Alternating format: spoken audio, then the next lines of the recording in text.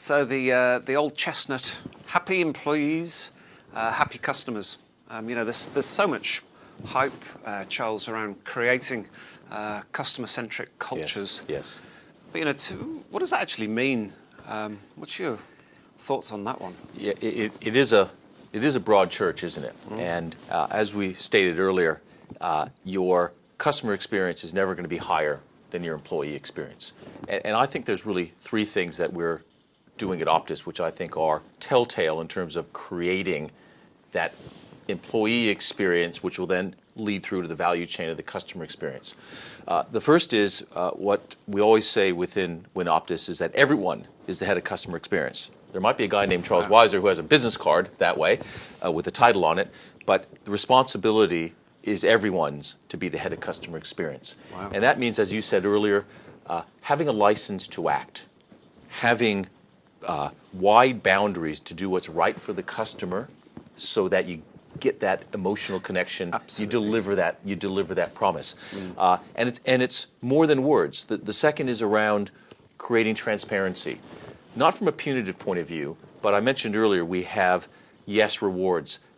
Being very vocal and very wide in communicating who has done a great job. Ensuring that we call, as I do, as the senior executive, call up our colleagues and say, what a great service, thank you. And that shows where success leaves clues. And then I think on the third is having an environment where people are able to speak their minds, where ideas win and lose and not people. And we have a fervent focus on our engagement in terms of getting the right data in the right hands so people can actually have that dialogue, having processes that are continually improved. These things are hard, but they are things that are almost a platform that allow that success and allow all the heads of customer experience to deliver and have that license to deliver in the moment. Wow, extraordinary. And I'm picking up on the theme of daring to be different. Yes. Permission. Yes. But where does this this ability to let people know that it's okay to share their ideas or their thoughts or be themselves, where does this passion come from that you've just explained? It is probably the unique role of leadership to impart that and to demonstrate and to role model that. I've been very fortunate in all the organizations I've been in to have CEOs and executive leadership teams which have been fervent in that type of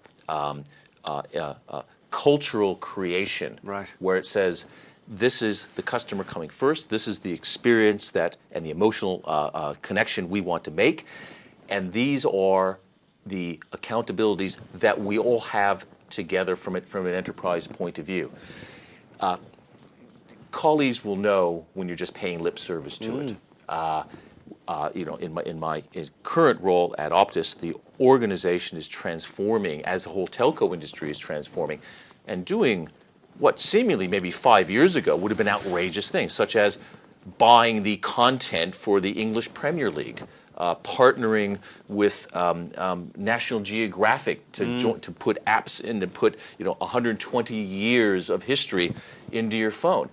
And this is us taking calculated but risks nonetheless that are paying off in a far better experience than our customers could ever have had previously, and are leading us to a better bottom line, which has come from a better experience, and one where we see, hey, we actually need to expand the boundaries of how we interact and the experience we impart to our customers. And so, and it was the same at British Airways in terms of, we said before, not punters but customers. We're about loyalty and experience. We're not about flying airplanes around. These are profound changes for their day. And both, as both examples, are commercially have and are paying off. So the thing I'm taking from this, Charles, is when you can actually take the reminder, if that's the right description, of putting all of these things into a culture. Yes. That you do have all of this permission from different levels within an organisation, Yes. not just from the CEO down, Yes. but across and from all levels of people to actually express their ideas and be creative and try new things and Absolutely. dare to be different and all that thing. But Yes. so really focusing on that C word, culture, Yes. and how important that is. Yes. But really, happy employees, happy customers.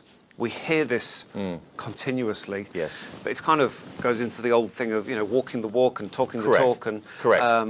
it's all well and good saying, you can say on your website that we have a great culture. But rather than just being the words that someone in the marketing department has said, we have a great culture, is actually living and breathing it and all of those simple elements that weave it through together.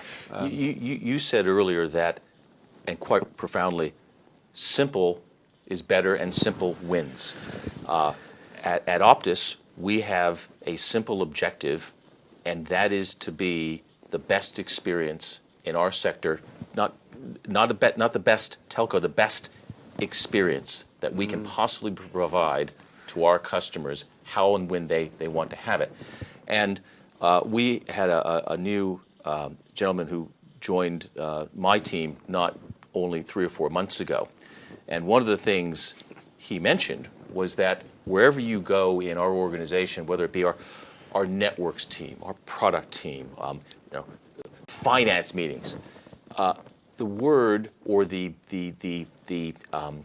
phrase customer experience is prevalent. So somewhere in our culture, we've actually created this simplicity of it is about the customer experience, and it pervades our language. We said earlier, language creates that meaning, which then creates that value, which then provides the purpose. And it's something that when you get the culture right, as they say, it eats strategy for lunch, but it just feeds on itself. And outliers to that, not individuals, outliers of those activities that don't provide a great customer experience get killed. Yeah. And you can feel the key with culture is that you can, as a customer, you can feel it. Yes, that's right. You can feel when an organisation, it has all of these really joyful moments. Yes. But it's interesting as you're talking. Recently, I had the extraordinary opportunity and pleasure to visit the headquarters of Zappos. Oh, really? In the US. I'd love to go there. Really, it's something that I've been particularly interested to see and learn about, and actually got to go behind the scenes in Zappos, and it was extraordinary. Yeah. This is an online shoe. Shoes. Did you buy shoes? To buy shoes. Any shoes? Multi-million-dollar success story. Yeah. However, the permission that they've given themselves to wrap their whole culture around happiness and having fun at work is just quite breathtaking. Is probably a way that I would describe this.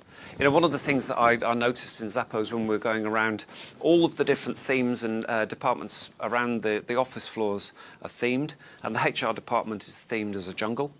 And in the HR department, they've got a series of ball pools. Yes. The plastic balls that. Yes. Yes. Well, guess what they do in the ball pools, Charles? Should I ask? What do they do in the ball pools? Yeah, Peter? but they very proudly and almost excitedly explain to us this is where they do their team reviews, their appraisals of the team. But this is a really big example. I'm not suggesting that people need to go off and put ball pools in their offices. Yeah. But what a great example of the culture of Zappos, wrapped up into the examples of you just mentioned there. Well, I like the phrase that you just used around creating moments of joy, and that works both ways for us as employees, and that then is a kind of windows onto the soul of how we serve the customer in terms of creating joy there. I'll trade you an example. In the airline industry, Southwest Airlines. If you go to most corporate headquarters, any corporate headquarters, it's very austere and lots of walls and awards on the walls. You go into Love Field, where the headquarters is at Southwest in Texas. and you go through the open reception. And as you just said before, and it's true, the moment you go through, and it's a low-rise building, but you go through this large reception area, and it's palpable, I'm not joking, it's palpable, the friendliness and the joy that people have working there. The lady they have a reception desk, okay, as one does. She could not have been more effusive to greet me as though I was a long-lost son or colleague. But then you go into the corridors. On the wall, I mean, I don't know, on the walls are pictures of every party, every celebration, Right. everything that they Yeah. hold dear. And it's not, it's almost, it's almost like they'd done that for my purpose. So I'll put all the pictures in this corridor and show how happy we are. But it pervades the business. And you go into meetings, and yes, they talk about customer experience, but they genuinely are joyful Absolutely in feel it doing through. their job. Yeah, yeah. Sure. It's extraordinary, and Yes. it's exhilarating to be there. Wow, how exciting. Yes. Yeah. One final gem Yes. that we would share in a nutshell on culture. What would be the phrase or the thought that would sum it up, wrap it up nicely? If I can use a equation that is abridged, it would be EX equals CX. Stunning. Happy employees, happy customers. Agreed.